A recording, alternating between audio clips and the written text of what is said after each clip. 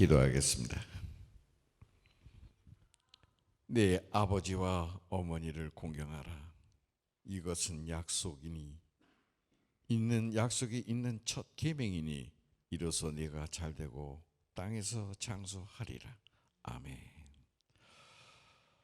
사랑과 은혜가 풍성하신 아버지 하나님, 부족한 저희들에게 베풀어 주신 은혜에 진심으로 감사드리나이다. 오늘 이 시간 어버이 주일로 지키게 하시니 감사하옵고 저희들의 예배를 받아 주시옵소서. 사랑과 용서의 주 아버지 하나님이시여, 항상 저희들에게 말씀하신 내 부모를 공경하라는 주님의 명령을 거역하여 불순종하고 부모님의 마음을 상하게 한 것이 많사온데 저희들의 고백을 들으시고 용서해 주시옵소서. 하나님 아버지, 오늘도 양로원이나 외롭고 쓸쓸한 곳에서 여생을 보내고 계시는 노부모님이 많이 계십니다. 자식은 있으나 보살핌을 받지 못하는 부모님들도 계시오니 그분들에게 하늘의 위로와 평강이 늘 차고 넘치게 해 주시옵소서. 남은 생애 동안 건강하시며 주님의 은혜로 축복해 주시옵기를 간절히 원하옵나이다. 주 아버지 하나님, 이 땅의 모든 부모님들에게 한량없는 축복을 내려주시고 먼저 하늘나라에 가신 부모님을 생각하며 후회와 용서의 기도를 올려오니 주님 받아 주시옵소서. 또한 연로하신 가운데 주 섬기기를 더디치 아니하시는 이 자리에 예배차 나오신 연로하신 분들, 항상 주 아버지 하나님 섬기는데 불편한 육신이 아니 되게 항상 건강한 육신 항상 지켜주시옵소서. 또한 아버지 하나님, 이 시간에 예배를 참석치 못하고 병실에서 고통받고 있는 형제 자매 있사오니 아버지시여 굽어 살피시고 주 아버지 하나님의 은혜 내려 주시옵소서. 또한 긴 투병과 함께 고통받고 있는 사랑하는 우리 황경자 집사님, 아버지시여 불쌍히 여기시오. 주여 아버지 하나님, 함께 이 자리에서 남은 생 예배 올리옵고 주 아버지 하나님의 증자로서 간증자로서 남은 생 살아갈 수 있는 주 아버지 하나님의 기적의 자비를 꼭 베풀어 주시옵소서. 존귀하시고 위대하신 나의 주여, 오늘도 저희들에게 모든 주 아버지 하나님의 진리를 쉽게 마음에 새길 수 있도록 전해주시는 담임 목사님, 항상 건강 지켜 주시옵소서. 아버지시여, 오늘 어버이 주일을 맞아 모든 이들 방황하는 이들도 있을 것이온데 주 아버지 하나님의 은혜로 말미암아 감사와 영광 돌리는 오늘이 되게 하여 주시옵소서. 아버지께 모든 것 맡기옵고 모든 예배 시종을 주 아버지 하나님께 맡기오며 우리 주 예수님의 이름으로 간절히 소원하옵고 기도하였나이다. 아멘.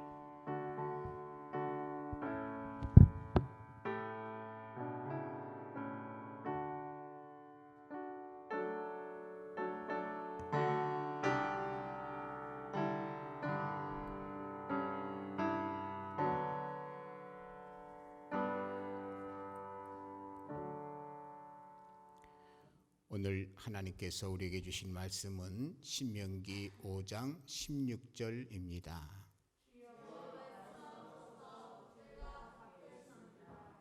너는 내 하나님 여호와께서 명령한 대로 내 부모를 공경하라. 그리하면 내 하나님 여호와가 내게 준 땅에서 내 생명이 길고 복을 누리리라. 아멘. 이 시간에는 어버이 주일을 맞이해서 선물을 좀 드리는 시간을 갖도록 하겠습니다. 우리 80세 이상 되신 분들을 명단에 기록을 해놨는데 힘드시지만 이 앞으로 좀 나와주시면 좋겠습니다. 최동환 장로님, 차상석 목사님, 또 홍가표 성도님, 오영희 사모님, 앞으로 나와 주시죠.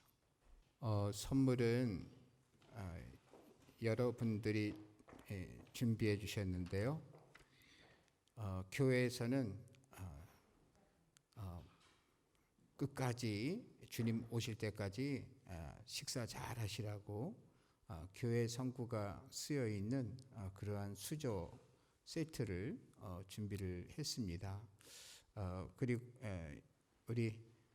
그리고 이 끝까지 섬김의 삶을 살라고 떡을 이제 준비해 주셨는데, 차주희 사모님하고 이도아 권사님하고 두 분이 이렇게 준비를 했습니다.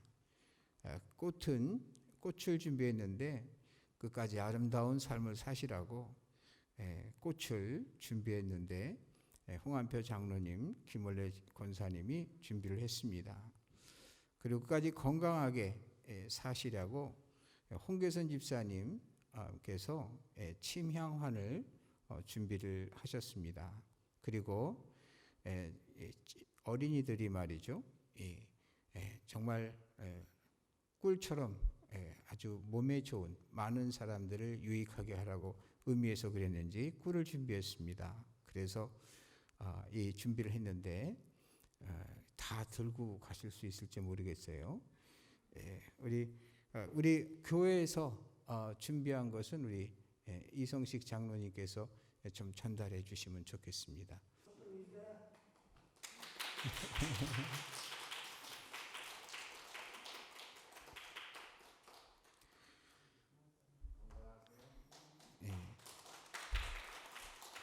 우리 아름답게 사시려는 의미에서 홍한표 장로님 준비하신 선물 하나씩 드리겠습니다.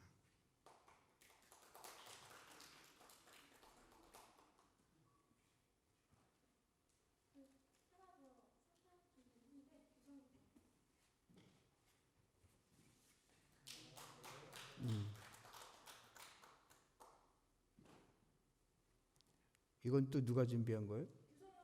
아이고, 우리 한귀성 형제한테도 박수 한번 쳐주죠. 진작 알려주시지. 아름답게 사시려고. 그 다음에 이제 홍계선 집사님께서 오늘 나오시지는 못했지만 침향환을 준비해 주셨습니다. 대신 홍한나 선생님이 전달해 드리겠습니다.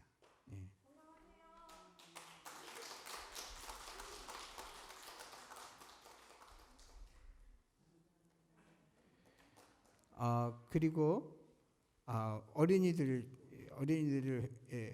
말이죠, 이 꿀을 준비했어요. 우리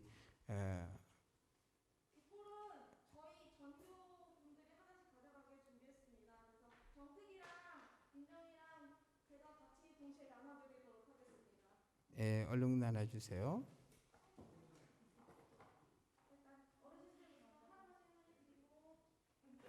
두 손으로 드려야지.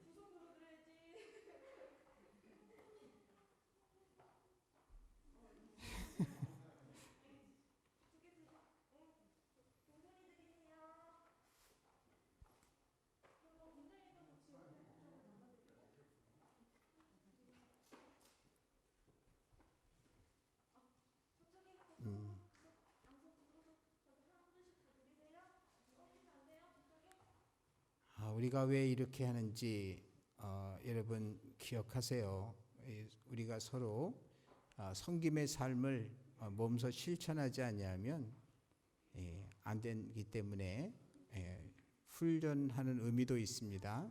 그래서 정말 올해는 너무나 감사하네요. 우리 잠깐 기도하겠습니다. 하나님 아버지, 이 앞에 서 계신 최동환 장로님, 차상석 목사님, 홍가표 성도님, 오영희 사모님, 주님께서 은총과 자비와 긍휼을 베풀어 주셔서 남은 여생 의미 있고 가치 있고 보람 있는 생이 될 수 있도록 섭리하여 주옵소서. 세월이 가면서 몸이 점점 여기저기 아픈데 하나님 건강을 지켜주시고 주님 배울 때까지 강령할 수 있도록 역사해 주옵소서. 주님께서 늘 행복하고 자손들을 위해서 기도할 때 응답하여 주셔서 자손 모두가 다 복을 받고 온 교우들이 복을 받게 되는 기도의 삶을 살 수 있도록 역사해 주옵소서. 끝까지 성전을 참으로 이 어려운 시대 속에서도 지키게 해 주심을 감사합니다. 주님께서 참으로 그 모든 삶을 헛되게 하지 아니하시고 참으로 그렇게 섬긴 그러한 모습이 반드시 참으로 이 교회와 가정과 또 모든 오이코스 위에 임하게 될 줄로 믿습니다. 주님께서 복의 복을 더하여 주옵소서. 예수님의 이름으로 기도했습니다. 아멘. 어버이 주일을 맞이해서 성경 속에서는 하나님께서 어버이에 관해서 어떤 말씀을 하고 계시는가 하는 것을 말씀드리고자 합니다. 우선적으로 이 어버이를 공경하는 것은 하나님을 경외하는 결과가 된다는 거.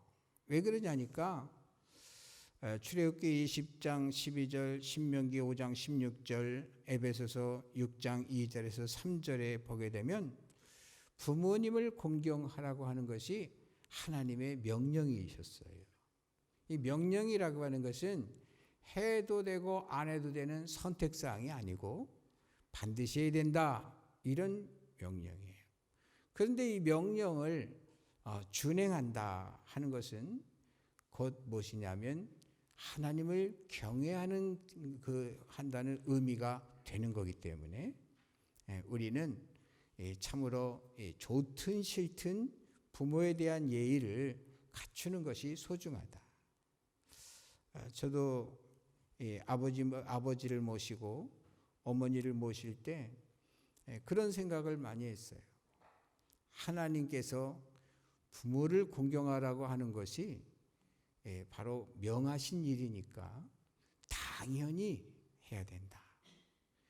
뭐 이런저런 조건 이런 걸 따질 필요가 없이 당연히 해야 된다, 이런 생각을 가지고 했는데 이제 두 분 다 천국을 가셨고 지금 생각해봐도 감사해요.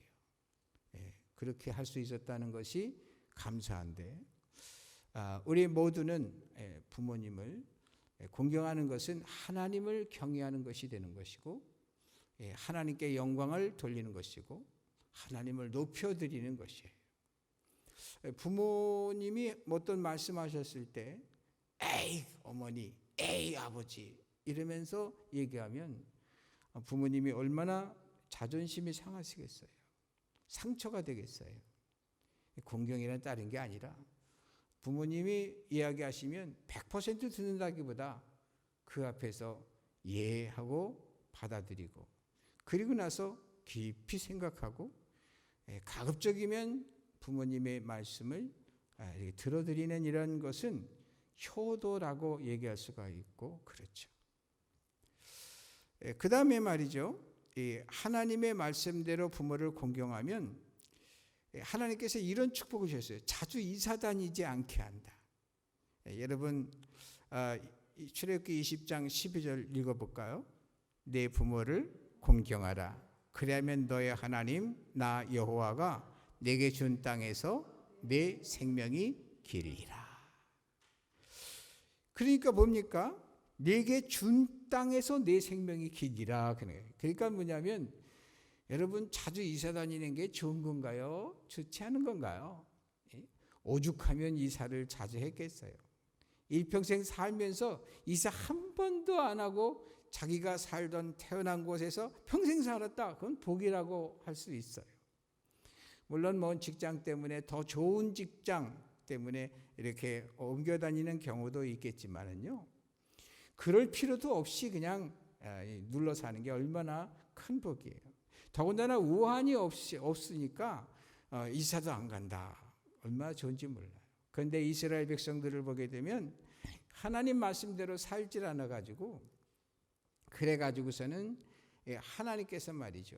이 창세기 때부터 쭉 보게 되면 어떻게 되냐니까 바벨탑 쌓을 때 말이죠. 하나님 말씀대로 안 살고자 하니까 그냥 하나님을 흩어버리셨잖아요. 또 뭐냐면 그 이스라엘의 이스라엘 나라의 그 마지막에 보게 되면 바벨론의 포로로 잡혔을 때 말이에요. 포로가 돼가지고서 70년 동안 포로 생활을 이렇게 하잖아요. 고향에서 그냥 아예 통째로 그냥 옮겨버리잖아요. 이런 일이 있었죠. 그 예수님을 또 십자가에 못 박았잖아요.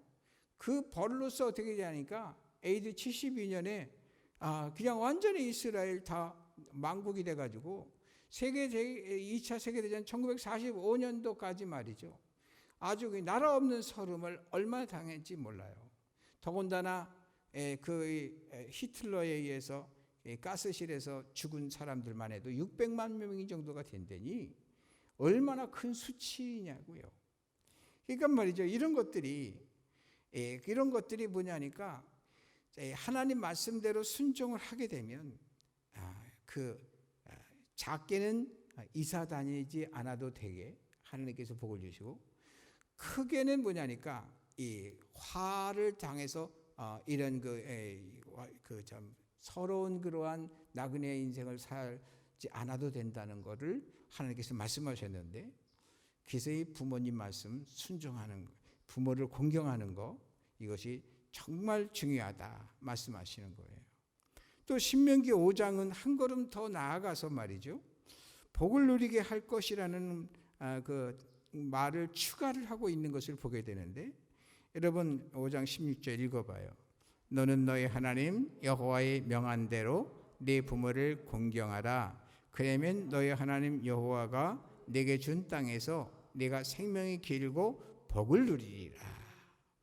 여러분 살아도 말이죠. 불행한 사람들이 얼마나 많습니까? 정말 자식 죽으라고 키워놨더니 이제 출가하고서 하니까는 부모님 늙었다고 그냥 돌아보지도 않고 이러는 모습들, 그래서 외롭게 언제 정말 소천했는지도 모르게 세상 뜨는 이런 얘기들을 가끔 듣지 않습니까?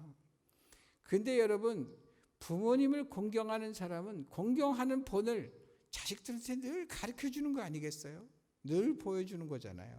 그러니까 뭐냐면 자식들에게 공경해야 된다 이렇게 얘기하지 않아도 자연히 뭐냐면 부모가 보여준 대로 하게 되니까. 그러니까 뭐냐면 이 복이라는 게 딴 게 아니에요. 정말 행복해야 되겠는데, 행복이라는 것은 식구들끼리 모여 사는 거예요. 여러분 자식 잘 되기를 바라서 그냥 그 자식들이 뭐 미국에 가서 살고 뭐 어디 가서 살고 이러느라고 떠나잖아요. 자식 잘 되는 건 좋지만 솔직히 부모의 입장에서는 사회 행복한 게 아니에요.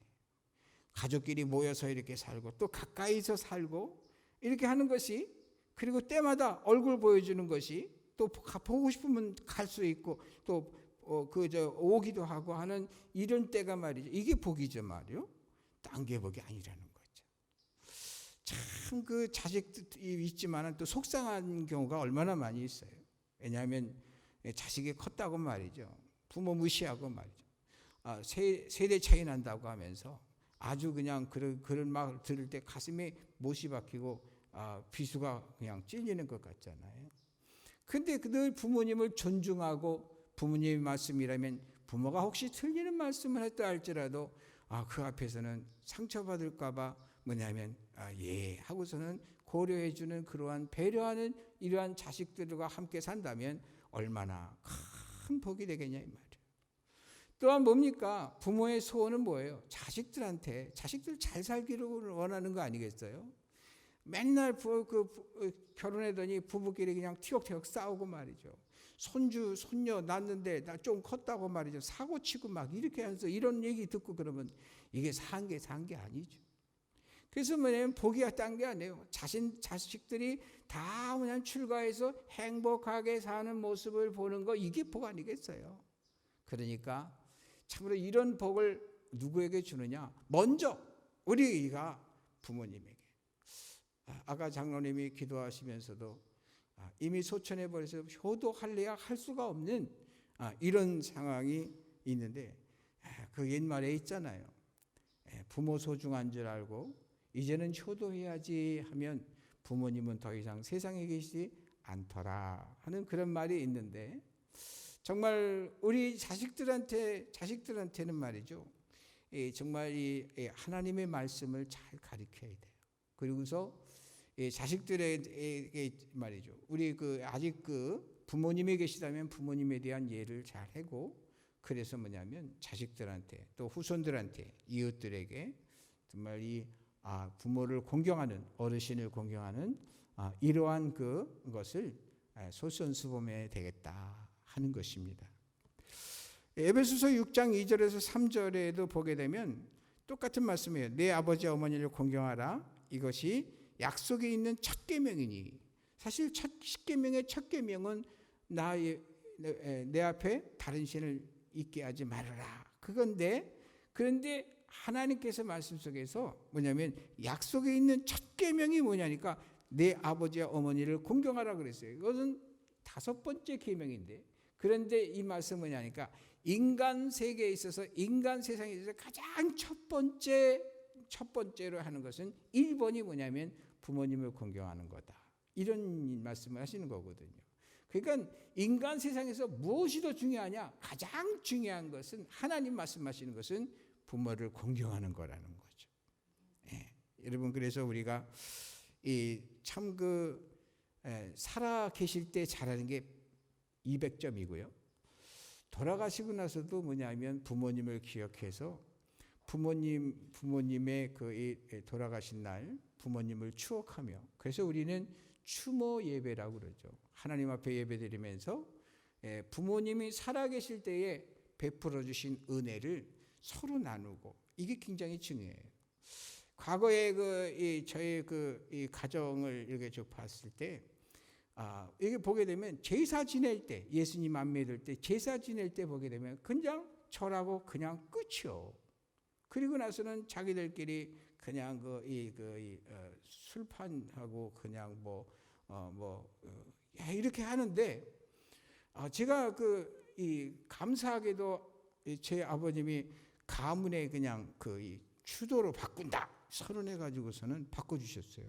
그 다음부터는 제가 예배를, 목사니까 이제 예배를 인도를 하게 되는데, 한동안은 계속 그냥 예배만 드렸다가 그 다음에는 어떤 생각이 드냐면 이래 갖고는 안 된다 해가지고서는 자손들에게 부모님이나 조상들이 정말 어떠한 은혜를 끼쳤는가에 대해서 서로 추억을 이야기하는 시간이 있어야 되겠다. 그래가지고서는 그 시간을 늘 이게 가졌더니 너무 좋은 거 있죠.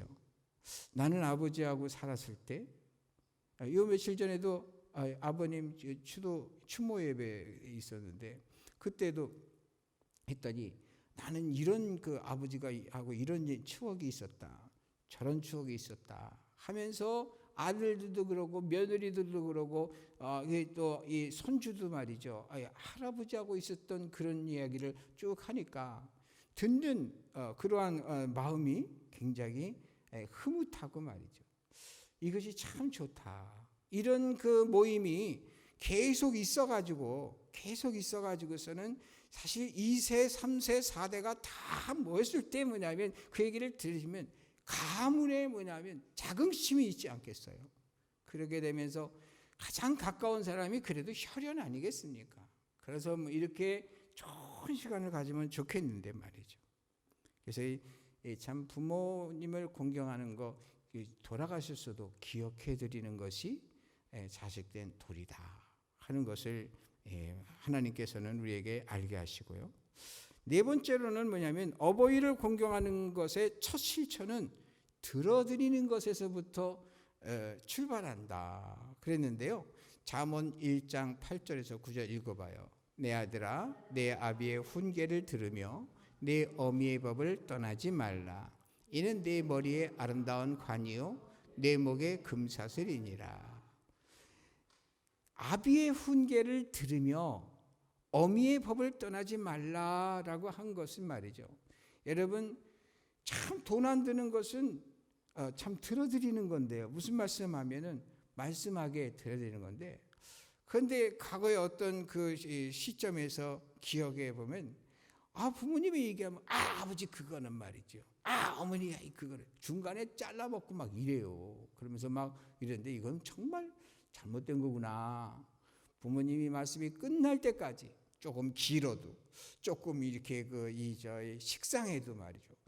그냥 이래도 부모님을 말씀하시는 것을 끊지 말고 끝까지 들어야 이것이 참 소중하다. 참 요즘 우울증을 지나서 치매가 막 빨리 오는 세상 아니겠어요? 왜 그러냐니까 점점 고독해져요. 대화 상대가 없어요. 그러니까 뭐냐면 혼자 고독한 생활을 하다가 결국은 뭐냐면 우울해지는 거예요. 요즘 코로나 때문에 호소하는 게 집에 계속 있었더니 진짜 우울해지더라 이런 얘기들을 많이 하잖아요. 정말 연세 있으신 분은 코로나 이전에도 그냥 늘 집에 혼자 있게 되고 또 육신이 건강하지 않으니까 돌아다니지를 못하고 그러니까 우울해지게 되잖아요. 그래서 참 부모님하고는 부모님이 말을 할 수 있도록 그래서 참 부모님을 효도 이 젊은 사람들이 정말 뭘 진리를 안다면 말이죠. 부모님들을 얼른 교회로 다 얼른 가세요. 이래야지 효도인데 왜 그러냐니까 교회 가니까 찬송 부르지 기도하게 해야지 성경 읽게 해야지 막 그러면서 막 말씀 듣지 그리고 그냥 단체로 막 활동도 하지 이러니까는 이게 효도거든요. 이게. 그래서 어찌됐든지 말이죠. 우리는 이미 예수님 믿는 사람들이니까 그러니까 뭐냐면 자꾸 들어줘야 돼요. 이뿐만 아니라 참 부모님의 말씀, 어르신의 말씀도 이렇게 경청하고 막 중간에 끊고 이런 무례를 범하지 말고요. 끝까지 들으고 내가 얘기하다가도 부모님 말씀만 하면 얼른 그냥 내 말 멈추고 탁 듣는 이런 예의. 정말 이런 모습이 정말 효도 중에 돈 안 드는 것이지만 그러나 진짜 어려운 거다. 이 어려운 걸 우리는 해낼 수가 있어야 돼요. 그 다음에 말이죠. 신실한 신앙인이 된 어버이의 말씀을 명심한다면 보호의 은총 및 어찌 살아야 하는지에 대한 최고 최선의 지혜를 얻게 돼서 성공하는 삶을 금세와 내세에 이르기까지 살아갈 수 있게 된다는 말씀하시는데 잠언 6장 21에서 23절 읽어보세요. 그것을 항상 내 마음에 새기며 내 목에 매라. 그것이 내가 다닐 때에 너를 인도하여 내가 잘 때에 너를 보호하며 내가 깰 때에 너와 더불어 말하리니 대저 명령은 등불이요 법은 빛이요 훈계의 책망은 곧 생명의 길이라. 참 부모님이 예수님을 안 믿으면 하나님에 대해서 모르고 성경에 대해서 모르잖아요. 그래서 말씀하시는 것이 맞지 않는 말씀을 하실 때가 간혹 있을 거예요. 그러나 부모님이 예수님을 믿는다면 그리고 성경을 좀 알고 계신다면 그 안에서 하시는 그런 말씀 하나하나 말이죠. 귀담아 이렇게 자꾸 듣게 되면 그것이 우리에게 얼마나 큰 복이 될까. 그래서 결국은 부모님이 하나님 말씀할 수 있도록 그렇게 하는 것이 효도 중에 효도예요. 여기 21절에서 23절 6장 21절에서 23절 읽어봐요. 그것을 항상 내 마음에 새기며 내 목에 매라. 그것이 내가 다닐 때에 너를 인도하며 내가 잘 때에 너를 보호하며 내가 깰 때에 너와 더불어 말하리니 대저 명령은 등불이요 법은 빛이요 훈계의 책망은 곧 생명의 길이라. 그래서 하나님의 말씀은 깜깜할 때 말이죠. 이 한 줄기 빛 같은 그런 것이 하나님 말씀이거든요. 그 말씀을 말이죠. 항상 마음에 새기며 목에 매라는 얘기는 기억하라는 얘기잖아요. 하나님 말씀을 기억할 때 갈 바를 알지 못하는 것이 아니라 항상 방황함이 없이 갈 곳을 알고 있고 자르나 우르나 치우침이 없이 복의 길을 평생 걸어갈 수 있는 그런 것이 되니까. 그래서 참 부모님으로부터 드리는 하나님의 말씀, 한 66권의 말씀이 있지만 부모님이 평생 살아가면서 깨닫게 된 말씀을 들려준다면 그것이 자녀에게 큰 복이 된다 하는 것이죠. 여섯 번째로 보게 되면 부모로서 자식은 소유물이 아닌 하나님께서 위탁하신 기업이라는 사실을 명심하래요. 시편 127편 3절 읽어봐요. 자식은 여호와의 주신 기업이요 태의 열매는 그의 상급이로다. 과거에 우리는 그 자식은 말이죠, 내 소유물로 이렇게 여겼어요. 또 뿐만 아니라 그 남자들은 말이죠, 이 아내를 갖다가 소유물로 생각했던 적도 있었어요. 그래서 이 부부 싸움을 할 때에 그 남자가 부당하게 그렇게 하게 하면은 옆에 사람이 당신 왜 그렇게 하냐 이렇게 하게 되면 당신 뭐야? 내가 내 마누라한테 내가 그러는데 당신 뭐야? 이러면서 하는 말을 옛날에는 많이 했는데 지금 그랬다가 아주 그냥 큰일 나죠. 근데 자식들도 마찬가지예요. 제가 전도하러 이 태평리를 돌아다닐 때 기억이 나요. 어느 집을 딱 들어갔는데 어린아이가 뭐냐면 반색을 하면서 인사를 하고 그러면서 이제 그러길래 너 교회 좀 나올래? 이렇게 했더니 아버지가 술에 취해 있었던 거예요. 그러더니 그 쌍소리를 하면서 그 자녀를 불러들여요. 그러더니 그냥 다짜고짜 그냥 뺨때기를 후드려 패고 그러는데 야, 깜짝 놀랐어요. 진짜 있어서는 아니 될 그런 일들을 봤거든요. 이런 사람들의 의식이 뭐겠어요? 자식을 소유물로 생각하니까 그렇죠. 그런데 성경에는 자식을 뭐라고 했냐면 하나님이 맡겨주신 기업이라는 거예요. 하나님이 맡겨주신 기업은 잘 관리하고 잘 되게 만들어야죠. 그래서 이 부모된 심정들은 자식들을 잘 나누기만 하면 되는 것이 아니고 정말 자식들이 제대로 갈 수 있도록. 그런데 세월에 따라서 옛날에는 뭔 일이 있었으면 다 교회로 가라 이렇게 했었어요. 그래갖고 이 사회가 굉장히 이 건전을 유지하는 데 굉장히 보탬이 됐는데 지금은 교회에서 무슨 일이 있다. 그런데 세상에서 무슨 학원 가야 된다. 학교 가야 된다. 이러면은 학원 보내고 학교 보내고 그래요. 그러니까 결국은 뭐냐니까 결국은 그 영혼은 생각하지 않는 거예요. 하나님께서 복을 주시는 건데 그걸 생각하지 못하기 때문에 지금 앞으로 10년 후가 어떻게 될까? 20년 후가 어떻게 될까? 젊은이들이 사라지고 어린아이가 사라져 있는 이러한 상황에서 정말 이 10년 후, 20년 후에는 어떻게 될까? 여기 계신 어르신들이 정말 천국 다 가시면은 그리고 나서 이 교회는 어떻게 예배가 될까? 지금도 쓸쓸하고 지금도 그런데 앞으로 10년 후, 20년 후라고 할 것 같으면 과연 어떤 상태가 될까? 이런 생각을 하면서 참 안타까운 마음이 드는 거예요. 여러분 정말 그 자녀를 잘 양육할 수 있게 되기를 주님의 이름으로 축복합니다. 그 다음에 7번째로는요. 한번 읽어보세요. 화가 났을 때는 절대로 자녀를 지도하려 들지 말아야 합니다. 화가 안 난 상태에서 냉정하게 생각하고 판단하여 지도 및 때때로는 체벌할 필요가 있다 판단되면 그때 실행에 옮겨야 한다 하셨습니다.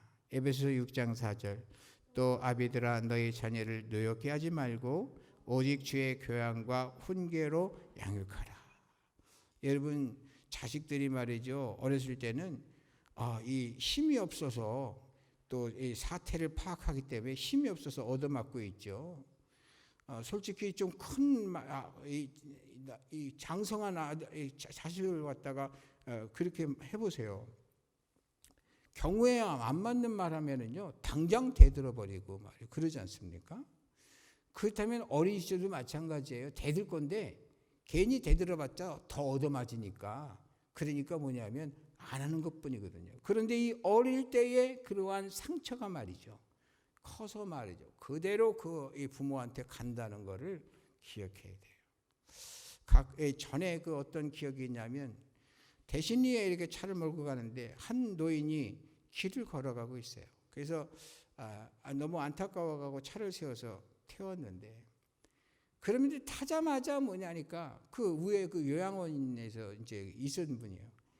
자식을 처음부터 끝까지 욕을 막 하는데 말이죠. 아니 나 처음 본 사람한테 그렇게 그 자식들에 대해서 욕을 하면 되겠어요. 그래서 내가 속으로 그런 생각을 했어요. 아이고 자신이 쌓은 그러한 행보가 그대로 받는구나. 아이고 하는 그런 속으로 탄식한 적이 있는데요.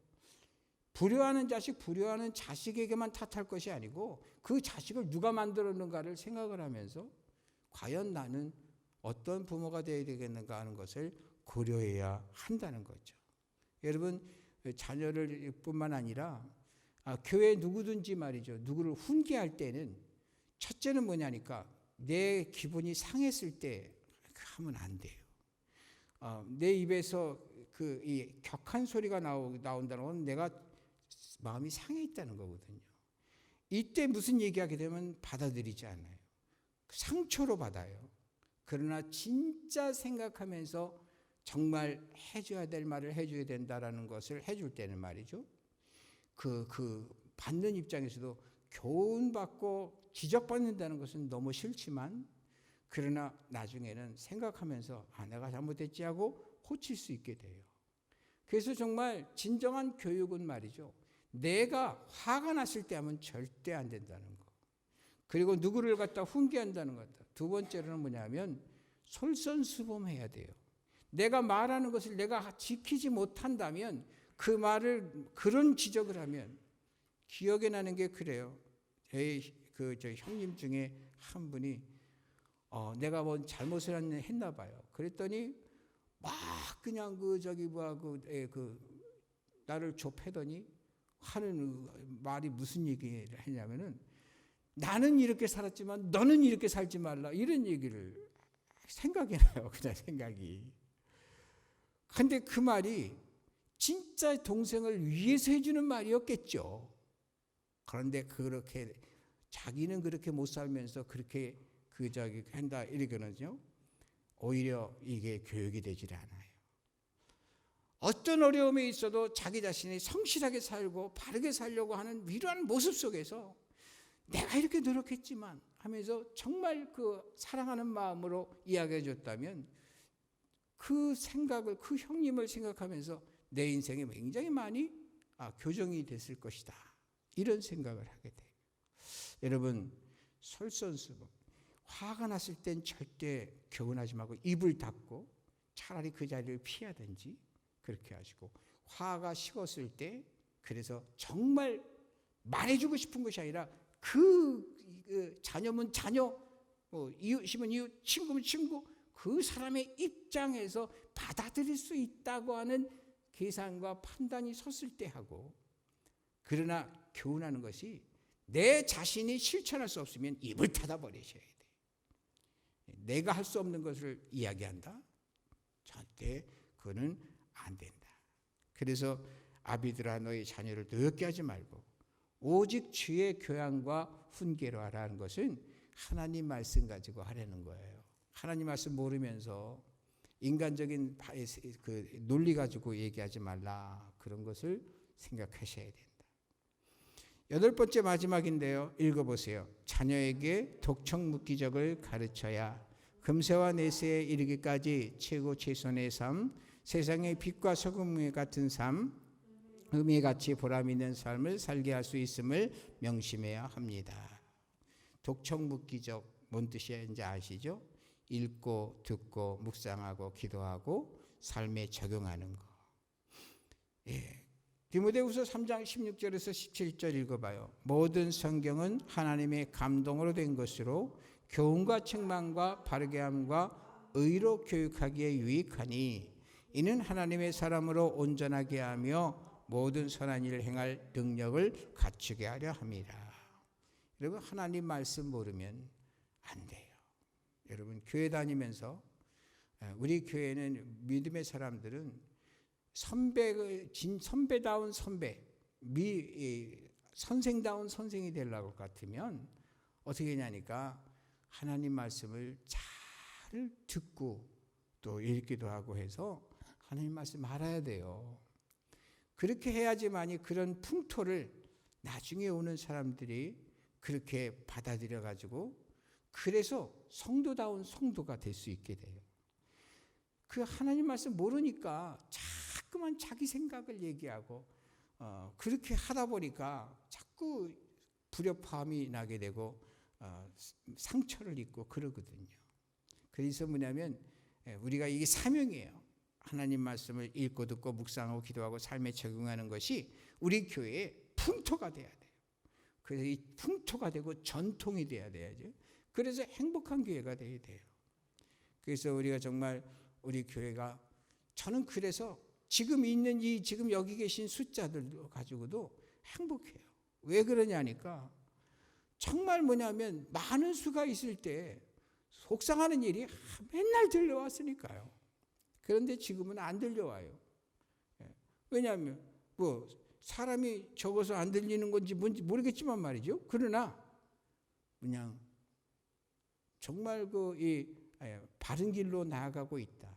이 바른 길로 나아가고 있는 데 있어서 좀 속도는 느릴지 몰라도 반드시 독촉묵기적하면요, 좋은 교회가 되고 좋은 가정이 되고 좋은 성도가 되고 그럴 것이다. 믿습니다. 시편 119편 105절 읽어봐요. 주의 말씀은 내 발의 등이요 내 길의 빛이니이다.